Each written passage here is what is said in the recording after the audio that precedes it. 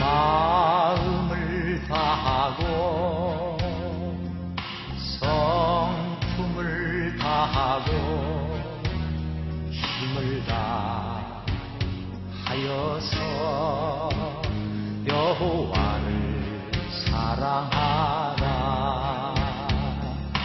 내게 준 계명을 마음에 새기고 부지런히 이웃에게 전하여라.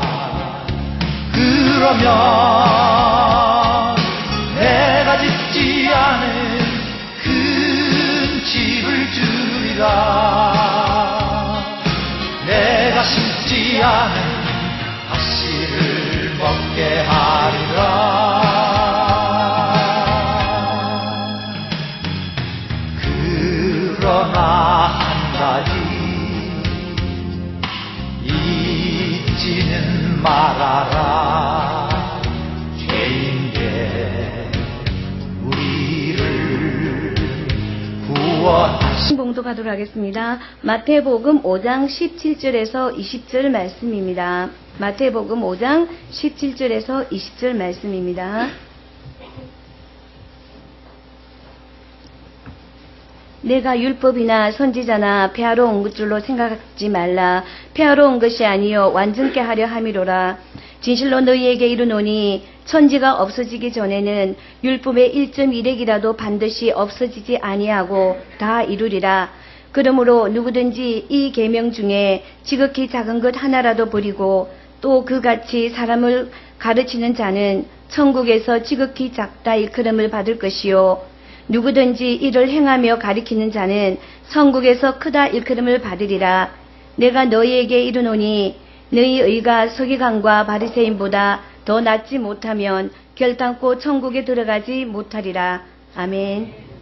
율법에 대한 이해의 마지막 시간을 좀 정리하려고 합니다. 우리가 교회에 나와서 아마 그 복음이라고 들을 때 그 예수 그리스도의 십자가의 대속에 대한 그런 그 복음을 들을 때 그 얼핏 잘못 들어서 이제 오해가 생긴 건데 마치 그 율법 전체를 폐한 것처럼 이렇게 이제 그런 설교나 그런 강의가 많이 그저 흘러갔는데 그 때문에 오늘 그 기독교인들이 한국뿐 아니라 전 세계 기독교인들이 율법은 오늘 아무 의미가 없다 이렇게 오해를 한 거죠.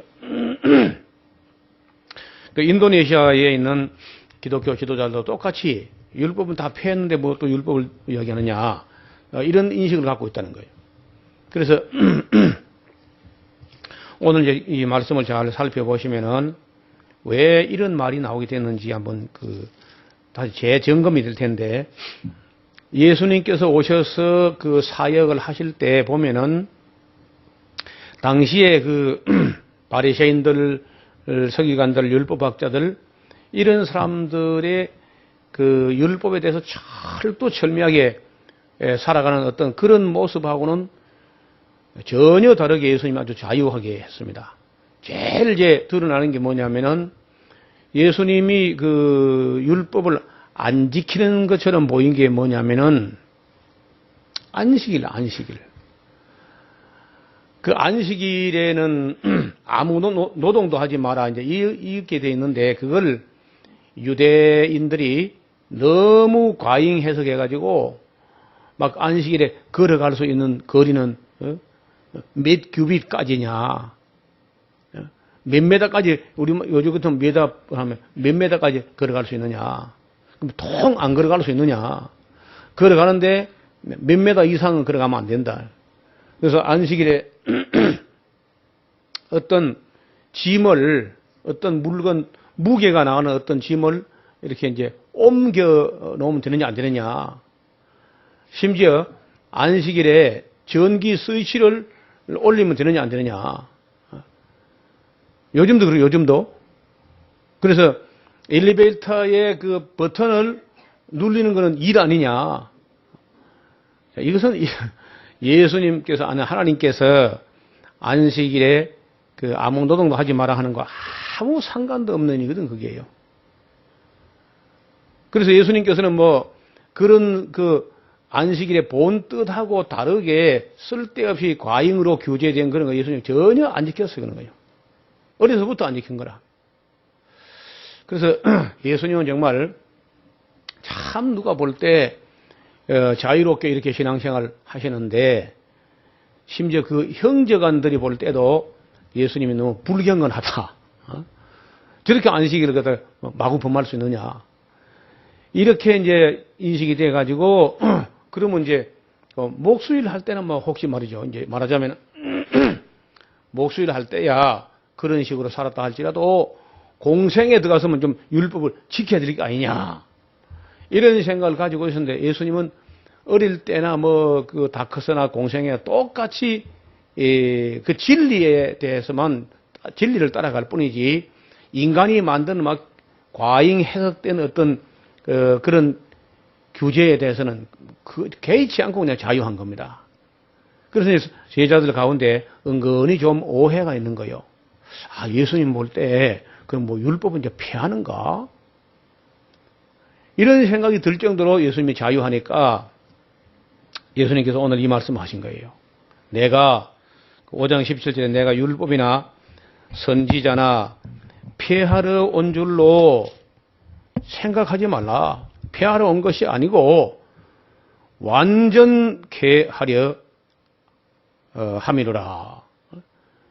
그러니까 쓸데없이 그 과잉 해석된 걸 좀 걷어내 버리고 또 오히려 율법 중에서 미흡한 것을 더 이렇게 더 보강해 가지고 완성시키려고 왔다. 율법의 본 뜻이 아닌 게 막 이렇게 섞여 들어온 걸 걷어내 버리고 그러면서도 이제 구약에 있는 율법의 수준이 너무 낮기 때문에 좀 더 수준을 보강해서 완전케 하려고 왔다. 이렇게 하셨는데 이걸 우리 교회가 잘못 알고 또 예수님께서 율법을 완성했으니까 우리는 율법 지킬 필요가 없다. 이렇게 이제 오해하는 거예요. 네, 어쩌면은요, 우리 기독교 역사 내지는 그 인류 역사 전체가 온통 다 오해의 역사야. 오해하고 또 오해하고 무슨 착각하고 오도하고 오판하고 오해하고 그래서 제가 자주 쓰는 표가 모든 비극은 오해로부터다. 율법을 오해를 한 거예요. 그래서 예수님께서 율법을 폐하러 온 게 아니다. 18절 진실로 너에게 이르노니 천지가 없어지기 전에는 율법의 1.1획도 반드시 없어지지 아니하고 이루리라.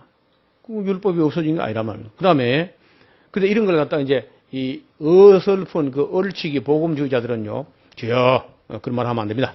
율법 폐했습니다. 알았지요? 예. 그러면서 그냥 눈 감아버리고 그냥 뭐 설정 읽고 건너가 버려요. 그냥 율법 지금 은혜 시대니까 뭐 이런 건 뭐 하면서 그저 율법 지킬 필요 없다. 이런 식으로 참 어이없을 정도의 오해를 한 거예요. 그러므로 누구든지 이 계명 중에 지극히 작은 것 하나라도 버리고 또 그같이 사람을 가르치는 자는 천국을 뭐 가기는 가는가 봐요. 그렇죠? 천국에서 지극히 작다 일컬음 받을 것이요. 누구든지 이를 행하며 가르치는 자가 천국에서 크다 일컬음 받을 것이라.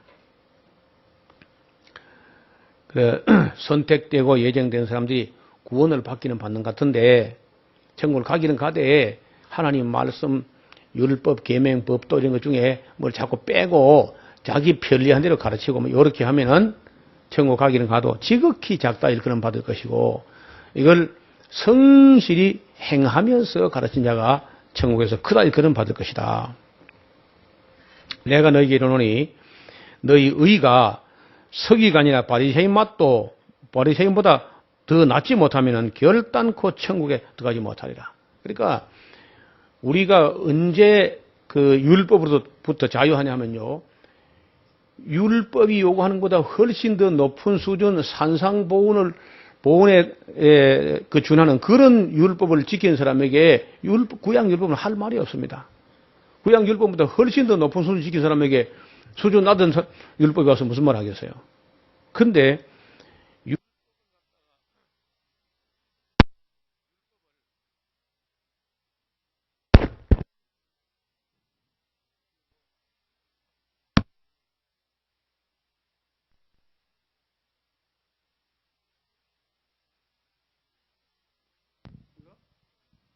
이거는 왜 그 설교하는 마이크는 자꾸 손대지 말고 가만 놨다가 껐다가 누르다 이것만 해야지 자꾸 손을 대니까 그래요. 자, 무슨 얘기했죠?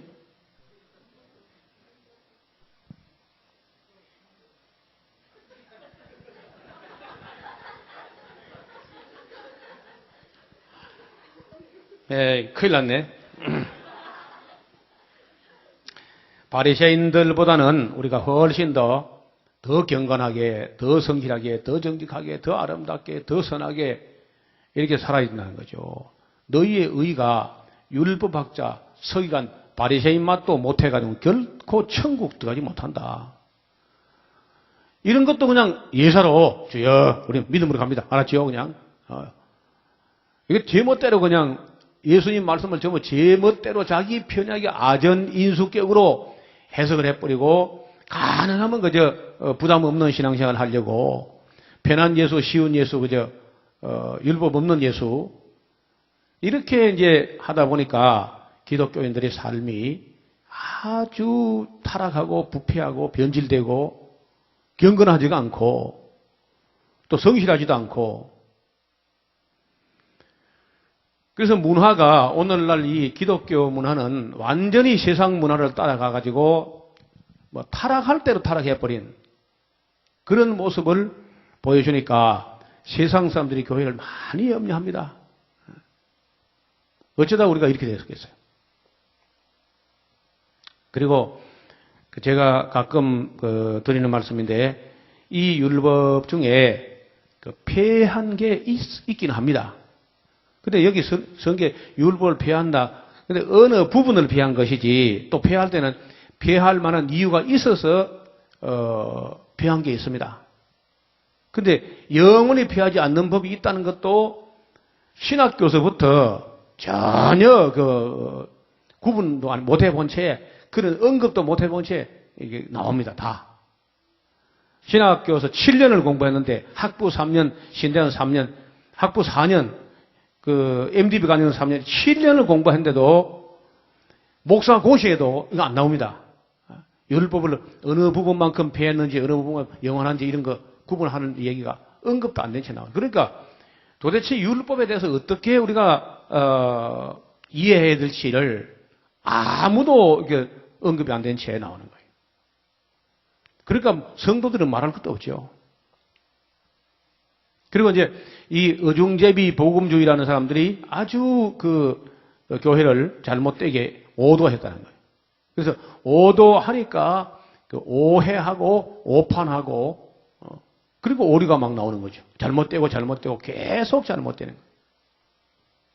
그 중에 이제 율법은 이제 모법이 십계명이 대헌장이고 그 밑에 그 십계명을 잘 이제 시행세식으로 하면 레위기고 그걸 해석하면 신명기가 되는데 레위기 1장부터 10장까지에 있는 제사의 문제에 가는 것은요. 제사 직분이 갈리고 제물이 바뀌니까 완전히 피한 거랑 마찬가지인데 그러나 그 제사 정신은 살아있습니다. 제사 형식은 폐한 거죠. 예를 들어서 양이나 소나 염소나 산비둘기 새끼 2마리나 고운 가루 에바 10분질이나 뭐 이런 걸로 가지고 제사하던 그런 동물 제사는 완전히 폐한 겁니다. 그래서 제사 그걸 폐했다는 건 틀림없는 것이고, 그러니까 할례가 폐한 거예요, 할례. 할례는 이스라엘 백성하고만 맺은 언약이고, 아브라함 가문과 이스라엘 백성이까지 이제 혈액이 있었지만은 그것도 역시 하나의 상징적인, 의식적인 건데, 하나님께 속했다, 하나님과 맺은 언약에 속한 백성이다 하는 걸 그저 표한 것인데, 지난번에 그걸 봤지 않습니까? 그 언약의 표라고. 너희 살에 있어서 영원히 지워지지 않는 언약의 표라 이렇게 되어 있는데, 우리는 그 구약 성경에 있는 그 언약에 우리가 참여한 것도 아니고 직접 가담한 것이 아니기 때문에 할례 같은 거는 그 할례보다 더 깊이 있는, 더 심도 있는, 더 영적인 할례가 바로 세례라는 거예요. 마음 가죽을 베고 살 가죽을 베고 하나님과 연합된 게 아니라 마음 가죽을 베고 거듭나서 연합되는 이런 그 신령한 영적인 할례가, 세례를 받은 사람에게 할례는 뭐 해도 그만 안 해도 그만이야. 우리 그 언약에 참여한 사람들이 아니니까. 그렇지만 역시 그 할례할 필요가 있는 사람들은 할례하는 게 더 좋겠죠. 그런데 그 할례 안 했다 해서 정죄할 건 없다는 겁니다. 그 다음에 이제 그 얘기는 히브리서 10장 9절을 한번 배워보세요. 신약 성경 히브리서 10장 9절을 같이 한번 보시면은 거기에 그 제사를 폐한 얘기를 하고 있습니다. 뭐 우리가 다 알고 있는 거지만은 성경 구절을 알아놓는 게 좋으니까. 히브리서 이제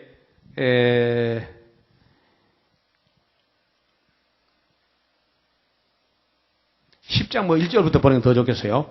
율법은 장차오는 좋은 일의 그림자요 참 형상이 아니므로, 이 율법도 모든 율법을 말하는 게 아니라 제사에 관한 것만, 제사에 관한 것, 해마다 드리는 바 같은 제사로는 그 제사입니다. 여기 10장 1절에 율법은 할 때 율법 전체가 아니고 그 제사란 거하고 동그라미 해서 연결해놔요.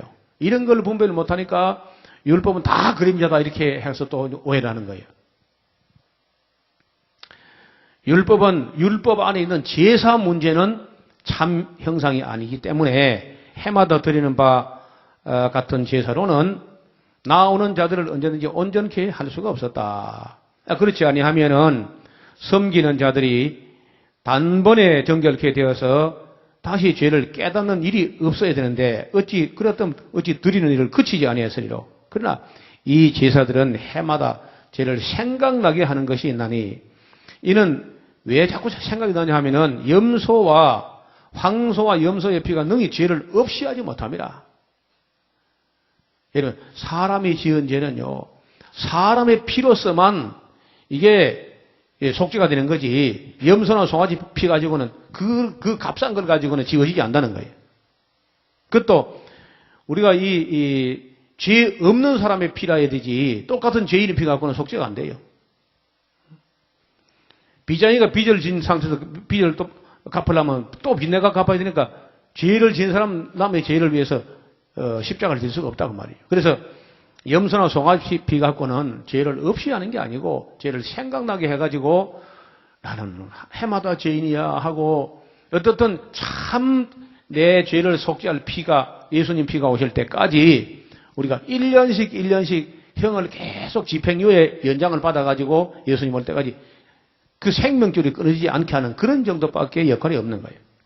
그래서 4절, 이는 황소와 염소의 피가 능히 죄를 없이 하지 못함이라. 그러므로 세상에 임하실 때에 가라사대 하나님이 제사와 예물을 연치 아니하시고 오직 나를 위하여 한 몸을 예비하셨도다. 전체로 번제함과 속죄제는 하나님이 실제는 그 기뻐하지도 아니하시나니, 이에 내가 말하기를 하나님이여 보시옵소서 두루마리 책에 나를 가리켜 기록한 것 같이 하나님의 뜻을 행하러 왔나이다 하시면서 또 위에 말씀하시기를 제사와 예물과 전체로 번제함과 속죄제는 사실은 하나님이 원하지도 아니하시고 기뻐하지도 아니하신다 하셨고, 이는 다 율법을 따라서 율법이 그래 하니까 이제 드린 것 뿐이지 그걸 하나님이 기뻐하는 거 아니다.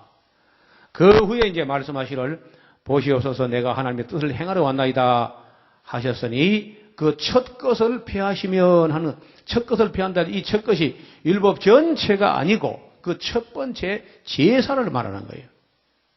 제사, 첫 번째 제사, 그 동물 제사, 그 첫 것을 폐하시면 둘째 것을 세우려 하심이라.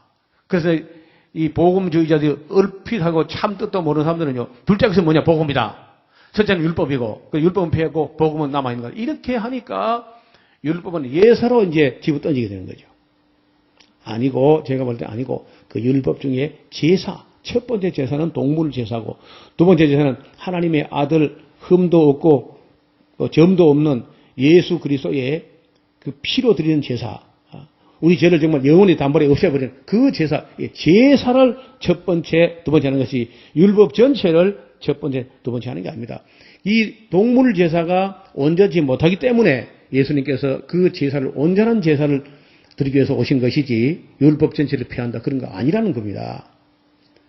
이걸 아직도 제가 볼 때는 목사님들이 아마 1000명 있으면은 999명도 모를 겁니다. 거의 다. 그래서 한국에서는 율법은 아무 소용없는 것이라고 생각하기 때문에 먹는 거 문제라든지 이런 걸 갖다 아무거나 먹어도 괜찮다 이런 말이 나오는 거예요. 근데 심각한 문제라고. 그래서 우리가 이런 걸 모르고 음식물 규정이라든지 식품위생법이 다 폐한 줄 알고 예수를 무시하고 아무거나 먹었더니 피가 더러워지면서 건강이 딱 깨지면서 인재가 나오지 아니하고 이렇게 기독교가 세상에서 멸시천대를 받는 거예요. 그 심각한 문제거든요. 그런데 대형 교회, 도시교회 가서요, 그 설교하려면 참 골치 아픕니다. 거기 뭐 아이스크림 집부터 시작해가지고 다 있거든요. 그리고 어제 그 오신 그 의사분이 김치가 싱싱한 김치가 아니고 우리가 막 익었다 하는 김치, 사실은 뭐 그 발효라고 하지만은 발효하고 썩은 거 별 차이가 없답니다. 그래서 그 김치를 자꾸 많이 먹으면은 젓갈을 넣어서 김치를 먹으면 그것이 암에 치명적이라는 데 나왔어도 김치 갖고 밥 먹고 사람들이 전 국민이 김치 다 먹는데 김치를 막 자랑하고 싶어서 막 그런 한국 민족에다 김치가 발암물질이 많이 들어있다 하는 걸 발표를 못한 채 지금 시시하고 있다는 겁니다. 속에 꿍꿍 앓으면서. 그래서 워낙 우리 몸이 잘 이렇게 참 어지간한 거는 다 이렇게 해독을 하기 때문에 그런 데 넘어가는 것 뿐이지 절대 김치가 좋은 것도 아니고 뭐 김치가 뭐 김치 때문에 싸서 안 걸렸다 하면 아무 근거 없는 소리라는 거예요. 그리 막 자꾸 믿고 싶어 하는 거죠. 저도 뭐 저는 특별히 신김치를 더 좋아하는 편인데 그래서 의사들이 도무지 그 김치 공격했다가는 뭐 살아남을 것 같지 않아서 말을 안 하고 있는 것 뿐이다. 의사들은 다 안다는 그 사실을요. 이제 김치까지 못 먹으니까 큰일 났죠. 뭐 먹고 살겠나 이래가지고. 그래서 제가 한번 김치 없이 한번 김치 뭐 있긴 있는데 너무 막 그렇게 젓갈 넣어가지고 이렇게 막 생선 죽은 시치하고 막 이렇게 섞어가지고 이런 것보다는 싱싱한 게 더 좋다. 그래서 이분들은 그분 전혀 안식교가 아니고 장로교의 그 장로님인데 의사들이 이미 다 알고 있지만은 막 업계로부터 욕을 대비를 얻어먹고 싶어서 그저 시시하고 있다고 그러더라고요. 이 다음에 제가 한번 모셔올 테니까 그때 한번 물어보세요. 그래서 둘째 것을 세우려 하신다 하는데 그 뜻을 쫓아 예수 그리스도의 몸을 단번에 들이심으로 우리가 거룩함을 얻었노라. 제사장마다 매일 서서 섬기며 자주 같은 제사를 드리되 이 제사는 언제까지든지 죄를 없게 하지 못하거니와 그러니까 동물 제사 가지고는 죄를 없이 하지 못해요. 항상 우리가 한 해 동안 죄를 지은 것도 그저 송아지가 짊어지고 갔다 하면서 한 해 한 해 그저 집행유예를 받아가는 것 예수님 오실 때까지. 그리고 구약 시대에 살던 사람들이든지 그러니까 신약 시대에 사는 사람이든지 하나님을 믿은 사람들의 죄는 심지어 아브라함의 죄까지라도 노아의 죄까지라도 완전히 속죄되는 건 누구 피로 속죄되는 예수님 피로 되는 거예요. 구약 시대는 송아지 피로 속죄됐고 신약에는 예수님 피로 한다. 틀린 소리입니다. 그런 것도 전부 다 잘못돼요. 구약 시대나 어떤 시대 하여튼 아담 이후에 살아서 구원받는 모든 사람들의 죄를 속죄하는 피는 송아지 피가 아니라 예수님 피로가. 오직 12절 오직 그리스도는 죄를 위하여 한 영원한 제사를 드리시고 하나님 우편에 앉으사 그 후에 자기 원수들로 자기 발등상되게 하기까지 기다리시나니 제가 한 제물로 거룩하게 된 자를 영원히 온전케 하셨느니라.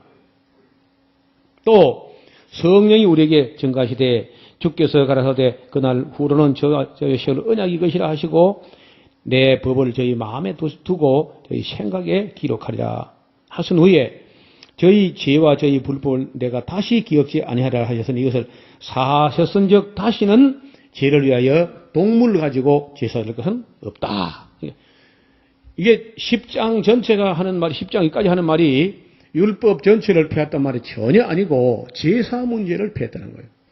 그럼 제사가 이제 레위기에서 1장에서 10장까지의 제사 문제인데 그 뒤에 발언하는 게 이제 식품 문제, 위생 문제, 윤리 문제 이런 게 쭉 나와요. 근데 그 율법을 다 폐했다고 생각하기 때문에 음식을 아무거나 먹어도 된다 이렇게 한 거거든요. 또 이제 두 번째 오해는 제가 자주 언급하는 얘기인데 사도행전 그 10장에 베드로에게 보여지는 그 환상 가운데 온갖 부정한 동물을 보여주면서 베드로가 잡아먹으라 했다는 거죠. 그 베드로가 냉큼 잡아먹었습니까? 그러니까 이제 베드로는 고민하고 있어서 이게 뭔가 세 번씩이나 보여주는데 나는 이렇게 부정한 것을 입에 대면 이게 없나이다. 하나님께서 깨끗게 한 걸 네가 부정하다 하면 되느냐. 그런 세 번을 환상을 봐도 베드로가 워낙 골수에 사무치게 받은 유대교 교육 때문에 도대체가 무슨 말인지 못 알아듣고 있었다. 그때 똥똥똥 하고 녹화가 들린 거예요. 그러다가 보니까 이틀 길을 걸어온 사람들이 찾아왔어요. 그 가이사랴에 코넬리우스라는 백부장이 보낸 사자들이 왔는데 이틀 길 걸어온 거예요. 베드로 만나려고. 이제 유대인들은요 이방인들을 부정한 가축들로, 부정한 짐승으로 본다는 거예요. 그 여러 부정한 동물들처럼. 그리고 자기들은 거룩하고 이방인들은 부정한 짐승들이다. 봐라. 쪽발도 안 갈라졌고 책임지도 안 하니까 얼마나 부정하냐. 그 부정한 가축으로 그 보고 있는데 하나님께서 아니다는 거 이제는. 그래서 베드로가 그 환상을 보고 고넬리오스 그 사자가 오니까 나보고 내가 그 완전한 부정한 동물들 보고 있는 그 이방인 집에 끓이지 말고 가라고 하시는 거구나. 베드로도 상당히 그건 깨닫는 게 둔한부인데 그래도요. 깨닫고 갔잖아요. 여러분 그 베드로가 그 환상을 본 후에 삼겹살 집으로 가더라. 이래 안 돼 있다고. 베드로가 그 환상을 본 후에 보신탕을 맛있게 먹었더라. 이런 말이 없다는 거예요.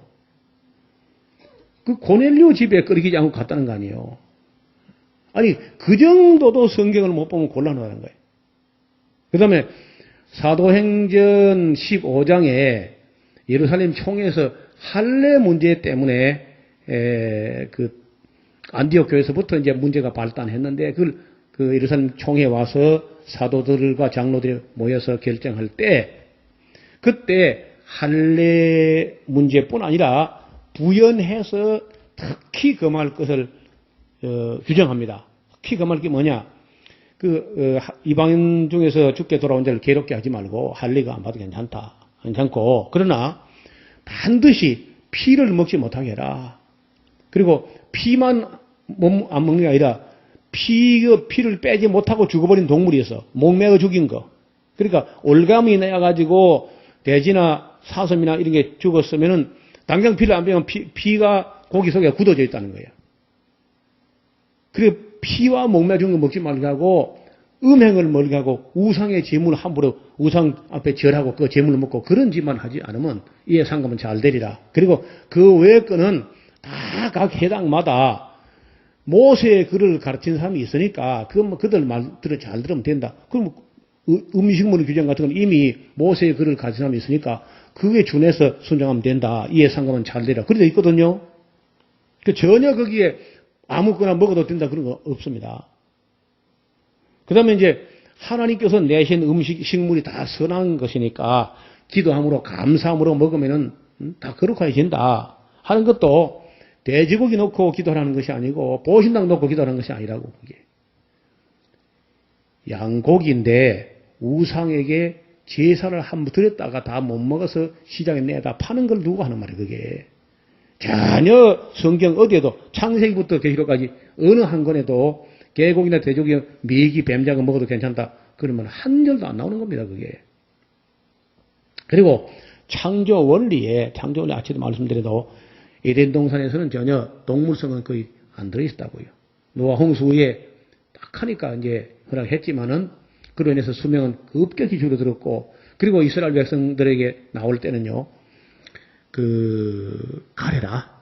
동물을 먹을 수 있대. 굽이 갈라지고 색임질 하는 걸 먹어라. 그리고 비늘 있고 지느러미 있는 걸 먹어라. 곤충은 뛰는 다리가 있고 뛰는 걸 먹어라. 새는 거의 먹으면 안 되는데, 먹을 수 있는 거, 비둘기 정도, 뭐, 참새 정도, 그리고 이제, 닭이라든지, 닭, 이런 거 먹을 수 있는데, 성경에 3,400년 전에 특정 위험 부위가 있다는 거예요.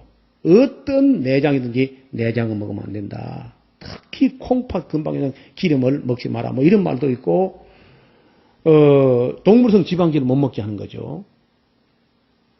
그래서 사실은 닭고기 같은 건 옛날에 먹었는데 우리처럼 먹지 않습니다. 반드시 털을 뜯는 게 아니고 껍질을 확 벗겨버린다고. 껍질째. 벗겨버리면 하얀 살이 나오는데 그거는 뭐 진짜 먹고 싶은 생각이 없어. 맛도 없고 그게.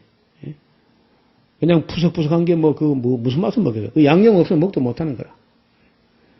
그래서 닭고기 먹을 수 있지만은 지금 현재 닭은 안 되는 게, 여러분 닭고기란 게 옛날에 정상적으로 하면요 21주 만에 출하하는 겁니다. 육개라는 게 21주면은 한 150일 돼요. 147일 아닙니까? 147일. 147일, 150일 만에 내는 건데 지금요 23일 만에 냅니다. 그냥. 그럼 어떻게 빨리 크겠어요? 150일 이상 걸려서 키워서 내던 갖다가 23일 만에 내는 걸 최단기가 23일.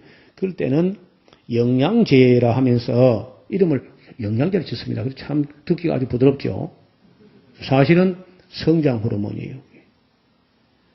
그런 걸 자꾸 먹으니까 8살짜리 아이가 막 생리가 있어가지고, 여자아이가 8살이 막 생리를 뭐라 하냐, 지금은 환경이 좋고 영양이 충분하니까 아주 조숙한다고 또 좋아해서 산대, 우리가.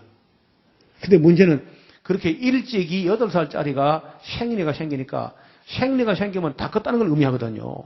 너 다 컸잖아. 이제 더 클 필요 없으면서 성장판이 닫혀버리는 거예요. 키도 안 커버리고. 그래, 심각한. 그래서 이제 호르몬 억제제를 막 써가지고, 생리가 한참 후에 나오고. 그러니까 제가 이게 여자아이들 딸을 뭐 서너씩 길러보고 했는데, 우리 애들은 참 죄송한 얘기인데, 여자도 아니었어요. 가슴도 없고 절벽이라 절벽. 저래가지고 나는 아무것도 모르고 저래가지고 시집가서 애를 낳겠으며 저기 해가지고 애를 낳는데 저지 없어서 또 송아지 되는 거 아니냐. 이렇게 걱정을 했는데 제가 보니까 그게 지극히 정상이에요. 결혼하기 전에는 그냥 아무것도 없이 그 절벽같이 그런 게 맞는 겁니다. 근데 아기를 가지니까 뭐 모자라기는 뭘 모자라. 갑자기 없던 게 나와가지고 남아요. 그리고 또 저도 안 먹으면요 그냥 또 괜히 그거다 또 뭐 실리콘 넣지 말고 그냥 아주 간편하게 또 쏙 들어가서 붙어가지고. 근데 하나님께서 창조 원리는 그렇게 한 것 같다. 괜히 환경 호르몬, 프탈레이트 비스페놀 A나 노닐페놀 이런 걸 막 들어 먹어가지고 성조숙이라는 게 와가지고 8살짜리가 생리가 생긴다는 거예요. 그러니까 이런 것은 창조 원리에 맞지 않고 우리가 자연스럽게 이렇게 하는데, 그렇다면 이제 정말 마당에 놓아서 기르고 하면 먹을 수 있는데, 사실은 또 단백질을 많이 먹으면요, 동물성 단백질을 많이 먹으면 그것이 피를 또 산성화시킵니다. 그리고 요산이라는 게 막 쌓이면서 카우터 관절염이나 나이 많아서 치매나 이게 별게 다 올 수 있어요. 그래서 시력이 나빠지는 것도 동물성 단백질을 너무 많이 먹었을 때 시력이 빨리 나빠진다는 거예요.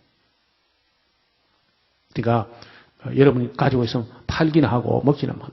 우리 집에 지금 저 닭을 어찌하나 지금 걱정이에요.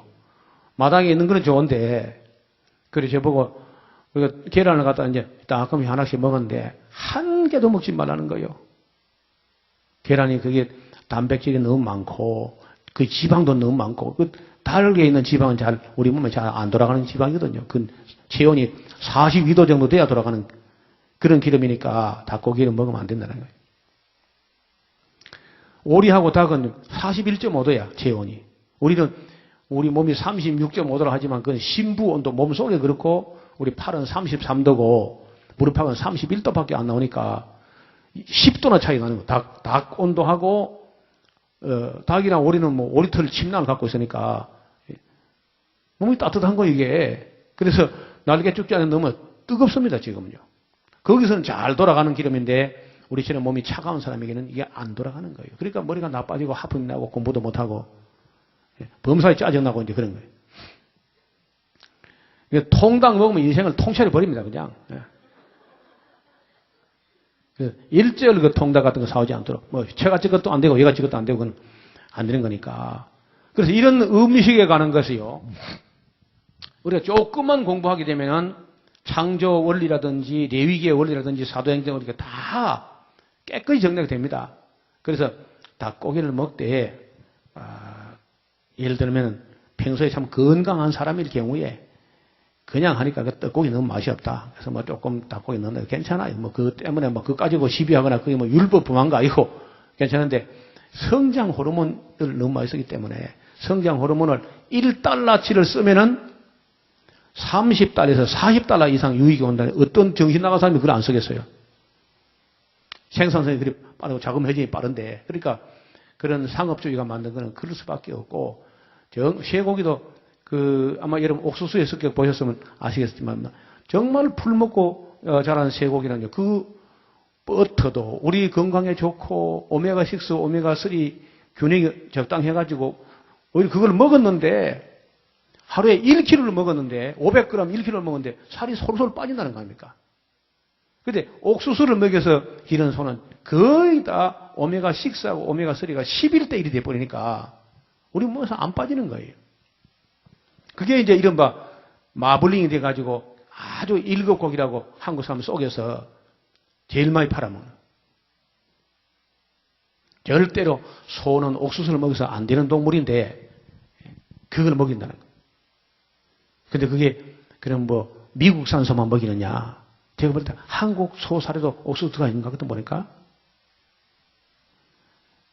한우는 괜찮다 그러고 또 먹어가지고 그 먹어도 절대 지옥 안 갑니다.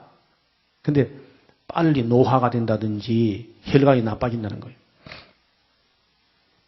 우리 처음에 지금 우리 안 계시니까 안 계시는데 말하기 좀 죄송합니다만 나호연 장로님이 옛날에 국가정부에 한 30년 있으니까 하여간 좋은 건 혼자 다 먹었을 거야.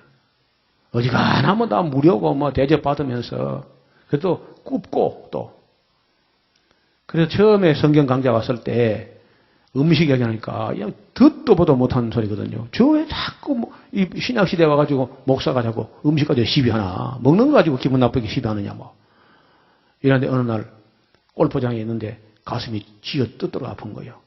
그래서 이제 119 불러가지고 막 미용 하고 이제 병원에 갔는데 바로 찍어보니까 관상동맥이 심장에 관상동맥 맥힌 거예요. 그 팔뚝에서 동맥을 잘라가지고 철사를 넣어가지고 그리고 뚫어서 풍선을 넣어 뚫어서 넓히고 거기다가 막혔던 거기다가 이제 스프링 넣어가지고 이제 구멍을 넓혀 놓고 피 흐르게 했는데 근데 한 6개월간 또 막히거든요. 딴 데가. 그리고 또 1년 안 돼서 또 막혔단 말이에요. 근데 3개 다 막히는 거예요. 3개 다 막혀서 다 떨었는데 또 얼마 전에 또 막혀요. 지금 4번 떨었거든요. 4번요. 그럼 더 좁은 데로 더 혈관이 굵다가 점점 갈수록 가늘어지잖아요. 그 더 좁은 데 막히면 이제 뚫지 못하고 이제 가는 거거든요. 그래 지금은 이제 정말 고기를 끊었다 하는데 모르겠어요. 그럼 믿거나 말거나 완전히 끊었다 하는데 조금 숨쉴만 하면 또 먹는다는 겁니다. 입에 탁 익었기 때문에 그 앞을 지나가면 냄새하고 막 못 사는 거예요. 그래서 가능하면 여러분 식탁이 풀어야 되지. 거기 자꾸 시체가 올라오지 않도록. 뭐 동물 중에 송장이 올라오거나 그런 일이 없도록. 그래서 정말 푸른 색을 많이 먹고 곡식은 또 껍질째 먹고 제가 오래전부터 포도를 씨채 드시고 껍질이 더 좋다. 사과 깎지 마라. 단감 깎지 마라. 우리는 배도 안 깎는다. 무도 씻어야지. 우엉도 씻어야지. 당근도 씻어야지. 그걸 다 그냥 칼이 발달해가지고 그냥 싹 깎아내버리고 좋은 건 돼지 다 갖다 줘버리고 그렇게 잘못된 겁니다. 그래서 제가 앞으로는 우리 도시락을 가져와서 좀 보여드릴 테니까 보고 빼앗아 먹지 말고 보기만 해요. 보고 그걸 좀 이렇게 한번 흉내를 한번 내봐요. 저는 확신이 있거든요. 그렇게 하면은 젊은 학생들은 공부를 잘하게 되고 성품이 착하게 되고 건강하고 병이 안 걸리고 그거는 뭐 틀림없죠. 여러분 제가 지난번에 성지순례 인솔 갔을 때 터키 가이드가 어디서 그런 터키지의 독감을 가지고 차에 타가지고 온 차 안에 있는 사람이 전부 다 콜록 콧물 하고 다 무엇을 불려고 폼 다 잡았다가 폼 다 버려서 완전히 얼마나 기침해야되지. 근데 앞에다 하고 뒤에다 하고 옆에다 하고 내가 완전히 감기에 둘러싸인데 놀라게 제가 안 걸리거든요. 그 엄청난 감기가 들어가지고 전부 다 몇 사람 말고 다 걸렸는데 제가 나이가 제일 많잖아요. 그래서 감기가 나한테 왔다가 별 재미없다고 옆으로 간 거예요. 비결이 어디 있겠어요? 제가 그래서 음식을 가려 먹고 하니까 저항력이 있다는 얘기죠. 그러니까 건강이라는 게 좀 저항력. 여러분들이 그런 것도 달라야 돼. 예수 믿는 사람들, 예수 안 믿는 사람하고 범사에 달라야 돼. 감기도 다르게 해야 되고, 몸살도 다르게 해야 되고, 제가 그러죠. 대변도 달라야 되고, 방구도 달라야 돼. 범사에 달라야 돼. 그래서, 이 율법을 폐한 게 아니라 율법 중에 제사에 관련된 것, 그리고 할례, 아니면은 그 지역 그 시대의 하나의 민속에 속하는 어떤 그런 법들이 있습니다. 그런 것들은 그 형편에 맞게 고칠 수도 있고 변할 수 있는데 영원히 피하지 않는 게 있다. 영원히 피하지. 우리가 영원히가 아니고 이제 종말까지 우리가 밥을 먹어야 돼. 음식은 먹어야 사는 것 같으면요. 음식물 규정은 여전히 유효합니다. 만료된 법이 아니고 시효가 끝난 게 아니라 음식을 먹을 동안에는 음식 규정이 필요하다는 거예요. 구약시대나 신약시대나 음식을 먹으니까 음식 규정이 필요한데 지금은 조금 더 강화할 필요가 있다는 거죠. 저 이야기는요. 레위기대로 지금 다 먹을 수 없다는 거예요. 레위기대로 먹으면 쇠고기, 양고기, 노루고기, 사슴고기, 이 돔이라든지 우럭이라든지 비늘 있고 지느러미 있고 이런 다 먹을 수 있는데 문제는 가두리 양식장에서 이런 건 또 안 된다는 겁니다. 그러면 보나마나 회는 이제 안 되는 거예요, 일절요. 회도 다 먹었죠, 이제. 회는 다행히 우리 교회에 참 횟집이 없어가지고 내가 참 이런 부담이 없이 마음 놓고 이야기를 했습니다. 횟집에 가지 마세요, 횟집에. 그 항생물질 범벅을 해먹입니다.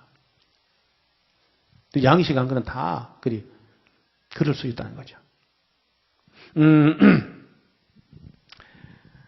그리고 제일 제가 염려하는 거는 어른들이야 또 살 만큼 살았으니까 더 살려주면은 일하면 되고 돌아가시면 천국 가면 되니까 큰 문제가 없는데 그리고 한 60살까지 큰 병 없는 사람은요 70, 80 넘어갑니다. 근데 원래 좋은 건강을 타고났다는 것이고 또 어느 정도 관리가 됐다는 얘기거든요. 그런데 문제는 40대에서 50대에 거기서 막 쓰러진 사람들은 관리가 잘못된 거예요.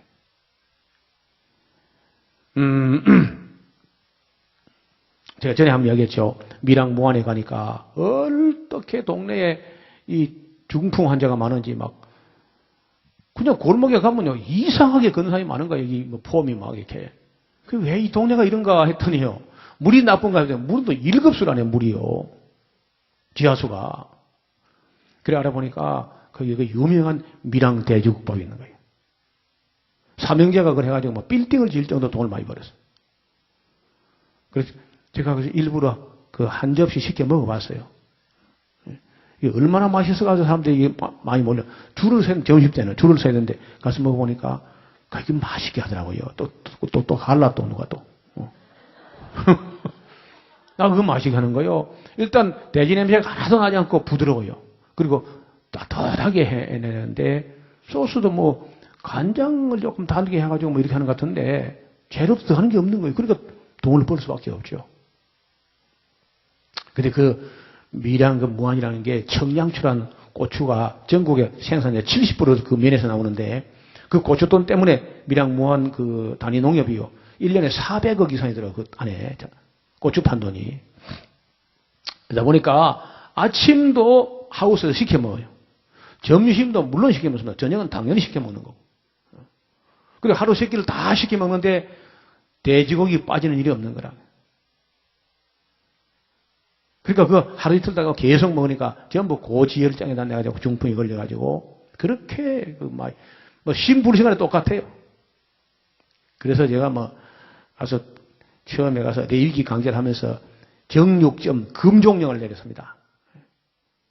처음에는 막 입이 막 금 나와가지고 막 하더니 강의를 가만 들어보더니 아, 그 말이 맞네 이제 하면서 그래도 하도 역사가 90년 넘어 100년 된 교회인데 신약시대는 아무것도 먹어도 다 괜찮다 이런 말을 너무 많이 들어가지고 저 이야기를 받아들이는데 상당히 힘이 들었어요.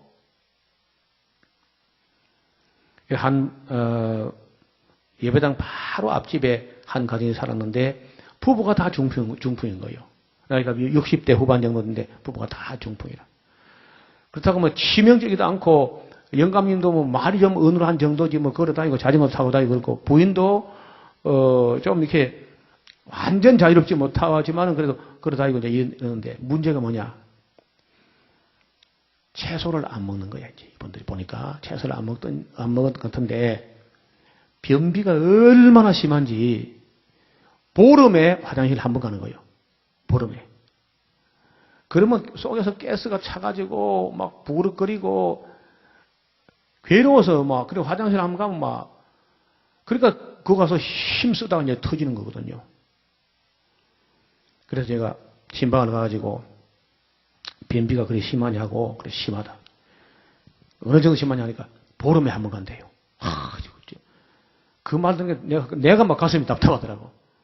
그래서 지금 들에 가면은 아주까리 이 대가 아직은 그 썰이 맞았지만은 그 약간 대가 아직 푸른 상태가 있는데 뿌리는 얼지 않았을 거예요. 그러니까 아주까리 뿌리를 그 캐와 가지고 푹 삶아 가지고 그 물에 단수를 해 가지고 마셔보라고. 아, 그거 하면 변비가 치료될 거라 했더니, 뭐, 가가지고, 단술은 무슨 단술, 그냥 아주까지 삶아 물을 그냥 마셔야 돼, 그냥. 너무, 그게 막 자기 복음 중에 복음인 거야. 그래서 그걸 마셨더니요, 화장실 매일 가는 하루에 한 번씩. 여러분들 혹시, 우리 교회는 뭐 그걸 있으면 안 되는데, 아예. 그나마나 고기를 먹고 쌀밥만 먹고 나물 종류 안 먹으면요, 누구 없이 다 변비가 되고, 그 상태 오래 가면 다 대장암, 직장암 다 가고, 대장암 다 잘 퍼지고 이제 이런 위험이 있습니다. 아주가리 뿌리 같은 건 아주 그 특효약이니까. 그리고 아주가리 이파리도 이파리도 보통 보름 정월 대보름 때 그 뭐 쌈도 싸먹고 나물 해가지고 먹고 하는데 지금 잘 못 갑니다만은 그 아주가리가 꼭 필요한 그런 식품이 그게 약이고. 제가 이걸 어디서 들었냐면요. 옛날에 뭐 그 장수만세 뭐 비슷하게 그런 노인들을 방송에 출연해가지고 하는데 한 할아버지가 다 마치고 이제 들어가고 자기 말 이제 다 끝내라고 이제 사회자가 이제 끝내라고 하는데 쫓아나와서 한마디만 더 하고 한다면서 그 얘기를 하고 들어간 거예요. 아주까리 뿌리가 변비의 특효약이다. 전국에 그 때문에 고생하는 사람 많을 것 같아서 내가 말한다 그러면서 막 말할 수 있는 시간도 아닌데 자기가 말하고 들어갔어요. 그걸 제가 또 안 놓치고 더 들었죠. 그래서 음식에 관한 거라든지, 그다음에 윤리라든지 이런 전혀 피하지 않습니다. 여러분, 네 부모를 공경하라. 그거 어떻게 피한다는 거예요? 전혀 피하지 않습니다. 또 율법의 근본 정신은 하나님 사랑, 이웃 사랑인데 그거 어떻게 피한다는 거예요? 피하지 않습니다. 단 피한 게 아까 얘기했죠. 동물 제사, 그리고 할례, 그 지역 그 민속법에 속한 것, 준하는 것. 뭐 예를 들어서 형님이 아이가 없이 그저 형수만 남기고 돌아가셨다. 그럼 그 가문의 대가 끊기니까 그러면 그 시동생이 형수방에 들어가서 아니면 시숙이 제수방에 들어가서 그 대를 잇게 가문을 잇게 해주는 그런 그 당시에 민속에 속하는 그런 법이지 영원한 법은 아니라는 거예요. 그런 거는 이제는 뭐 그렇게 하면 우리가 한국에서 이상하다 그러겠죠. 그런 거는 피할 수 있습니다. 그 외에도 이제 여러 가지 가만 보면은 그 시대의 문화에 맞는 어떤 그런 법이 있는데 그런 건 피하는 거죠. 그러나 우리가 음식은 세상 끝날까지 먹어야 되고 윤리라는 건 지켜져야 되기 때문에 그런 건 피하지 않는다는 겁니다. 제사는 예수님의 그 피로서 완성되었으니까 동물제사는 피한 거예요. 그런 거는 깨끗하게 해야 되거든요. 그리고 어디 갔다 와서 물로 몸을 씻을 것이며 그 씻는 이야기가 참 많이 나와요. 손 씻는 이야기. 그래 지금도 그렇게 씻는 게 좋습니다. 여러분 이 물이란 게요. 마시라고 있는 것도 있지만은 씻으라고 있는 거예요. 빠져 죽으라고 있는 게 아니고. 물은 첫째가 씻는 거예요. 씻는다. 그리고 이제 마시는 거. 그래서 물을 먹으면은 우리 몸에 들어가서 먹은 그게 바로 오줌은 나오는 게 아니고 그거는 흡수되고 몸에 있던 게 다시 이제 다시 나옵니다. 그래서 물을 갈아주고 씻는 의미가 있어 그것도요. 물이. 그래서 좋은 물을 마시는 건 참 좋은데 제가 마산 여기 물은 우리 교회 물은 뭐 잘은 모르겠는데 전에 제가 있던 그 해안가에 그 무슨 아파트지 여기? 그 아파트는요 물이 형편없어요. 소금물 같아요. 소금물 그냥. 비누칠해가지고 물 한 번 껴얹어 빼면 손이 쩍쩍 붙을 정도로 이게. 그 뭐 마시지도 못하고 심지어 양치질 할 때도 기분이 안 좋아요. 그거 하니까. 근데 우리 교회 물은 좀 괜찮은 것 같아요. 제가 써보니까. 물은 참 중요합니다. 물 좋은 물, 깨끗한 물을 마시는 건 아주 중요해요. 우리 몸의 70%가 물이니까 어떻게 영향을 안 받겠어요. 물이 나쁘면 기가 막히는 거예요. 정말. 물을 한 가지만 나빠도요. 어떻게 할 수가 없을 정도로 치명적이다. 그래서 어떤 그저 물은 맑게 깨끗하게 해서 먹는 게 좋겠고 그 다음에 공기죠. 공기. 공기가 뭐 그래도 마산은 서울 같은 데하고 비교 안 되게 좋은 편인데 한쪽에 뭐 하여튼 바다 쪽에 있으니까 공기가 그렇게 나쁜 건 아닙니다만은 어떻든 공기 좋은 데 사는 게 참 좋습니다. 그 물과 공기와 음식. 이것이 잘 회복되면은 유전자가 고장이 났던 것도 유전자까지 치유가 된다는 거 아니겠어요? 그래서 식품위생법이라는 것은 성경보다도 우리가 좀 더 레위기보다 좀 더 강화할 필요가 있다. 왜냐하면 그때보다 많이 오염됐다는 거예요. 아마 그 모세가 요즘 와서 레위기를 썼다면요, 이제는 닭고기도 곤란하다. 막 그렇게 썼을 것 같아요. 제가 모세를 대신해서 여러분 말씀드립니다. 닭고기 통닭. 그렇다고 1년에 한 번 한 마리 또 누가 괜찮아요. 그렇게 문제가 안 된다. 많이 먹으면 안 돼. 자주 먹거나 그러면 안 된다. 한 사람이 또 5인분 먹지 말고, 조금 맛보는 건 괜찮은데, 어떻든, 건강하고 젊고 막 육체 노동을 하면 모르겠는데, 지금 우리가 걷지도 아니하지요. 저항력도 떨어져 있지요. 그리고 땀도 안 흘리죠. 땀 안 흘리게 불안당이에요, 불안당. 땀 안 흘리는 당이 불안당이거든요. 그러니까 이 병들게 돼 있어요, 병들게. 그래서 율법 중에 그 종말까지 피하지 않는 법이 있는데, 물론 그 율법 지킴으로 구원받는 거 아닙니다. 구원하고 상관이 있는 게 아니고, 우리에게 우리를 복되게 하는 법이라고 할 때, 세상 종말까지 피하지 않는 게 첫째가 음식물 문제고 식품 위생, 그 다음에 이제 윤리법 이런 건 피하지 않습니다. 그리고 하나님 외에 다른 신을 섬길 수 없는 거, 우상을 만들지 못하는 거, 하나님 이름을 망령도 일컫지 않는 거, 그리고 여세이라고 하루 쉬게 하는 거, 이거 다 피할 수 없는 법이에요. 어쨌든 그 율법 정신을 봐가지고 사람을 위하는 법이라든지 하나님을 섬기는 법이라든지 하나님 사랑, 이웃 사랑에 준하는 그런 법이라면 그건 피하지 않는다는 겁니다. 그래서 앞으로 이제 여러분 읽으면 스스로 한번 분별해봐요. 이렇게 함으로 하나님이 영화롭게 되고 하나님이 영광이 되고 이렇게 함으로 사람을 유익하게 하는 법이라면은 이건 피하지 않는 것이다. 그렇게 대전제를 세워서 보시면은 아주 쉽게 보일 것 같아요. 그래서 우리 모두가 앞으로 이제 우리가 다음 시간부터 창세기로 들어가서 쭉 율법서 5경을 이제 관통해 갈 때 그런 그 훨씬 다르게 이제 보여지고 이런 것도 우리에게 필요한 법이고 이것도 우리를 사랑해서 주신 말씀이고 이런 게 보이게 되면요. 억지로가 아니고 여호와의 율법을 즐거워하면서 지켜나갈 수 있을 줄 믿습니다. 하나님 아버지 감사합니다. 오늘은 세상 끝날까지 종말까지 피하지 않는 법이 있구나 하는 것을 또 살펴보았습니다. 그동안 우리가 잘못 가르치기 때문에 잘못 들었고 잘못 들었기 때문에 오해하여서 하나님께서 오래 쓰실 의의 병기가 되는 우리의 육체를 학대하거나 잘못 관리해서 이런저런 질병 드는 것 정말 죄송하게 생각합니다. 앞으로 우리 몸을 잘 관리할 수 있는 우리 모두가 되게 하여 주옵소서.